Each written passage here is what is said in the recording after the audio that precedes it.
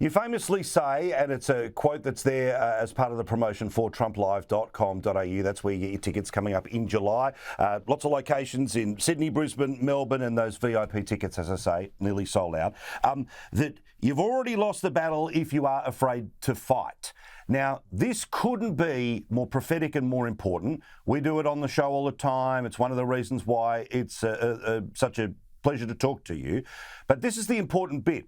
If you sit back, if you think that the system will just correct itself, then you're going to get chewed up by the machine, aren't you? Oh, 100%. I mean, listen, look, you saw what they've done here in the United States. You know, I can't name a quote unquote conspiracy theory that didn't turn out to be 100% true, right? We saw that with COVID. You know, if you were a doctor and you said, well, of course it came from the Wuhan lab that studies the virus in question in the town where the virus, originated. You were thrown out of medicine. No. It came from 3 feet outside of the lab, magically, right? And of course it didn't come from the lab.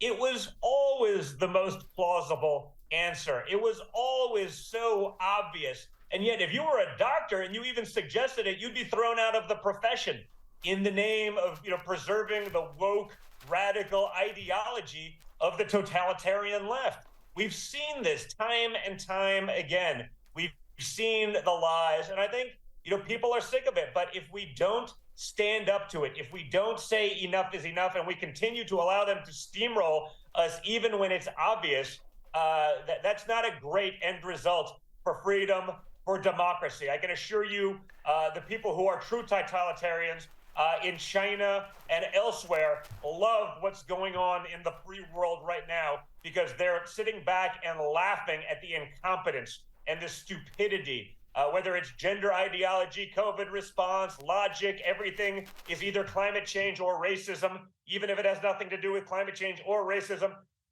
It just doesn't work. But our enemies are laughing and our allies are scared because they're watching the demise, certainly in America, of the once leader of the free world. Yeah, a bunch of swing state voters apparently were watching the Joe Biden stumbling around on a stage, and I wanted to read you some of the things that apparently this focus group said. They said that they were concerned, they said that they worried, they were sad, they were sorry, and they found the situation even something that created panic. Now, this was apparently 15 people who had voted for your father in 16, but Biden in 20. Now, about a third of that room says it's going to go back to Trump in 24, and a sizable number say they're not going to vote again at all in 24. Do you believe that the country has seen an alternative path in Biden that it wants to retreat from, or the well-worn way things went in 2020 just gets revved up again in 24? No, listen, I think people are waking up to the lies of the radical left. Listen, I think we have a lot of work ahead of us because we don't have the benefit of $1 trillion mainstream media complex that's functioning as the marketing arm of the radical left. That's, Joe Biden has that. I think they have, a multi-trillion dollar enterprise in big tech functioning to boost the radical left while hurting anyone with conservative values or principles. Same with big social. But at the same time, I think the Biden presidency, not just his actions, when he gets lost on a stage or can't walk up a flight of stairs, can't remember where he is or remember what he's talking about or who he's introducing.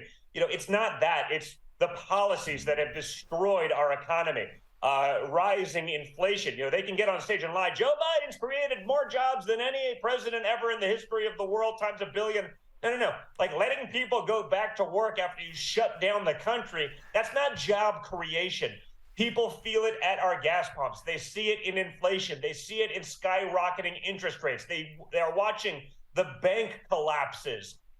I'm the son of a billionaire from Manhattan. I'm very self-aware. I understand where I come from. If I'm upset when I'm filling up my gas tank or when I take my kids to go cook dinner, we go to the grocery store, if I notice that things are insanely expensive, the regular people notice. They're watching their schools and their children be indoctrinated with the nonsense of gender ideology, the insanity of men in women's sports.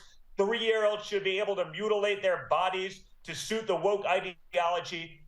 They've had enough.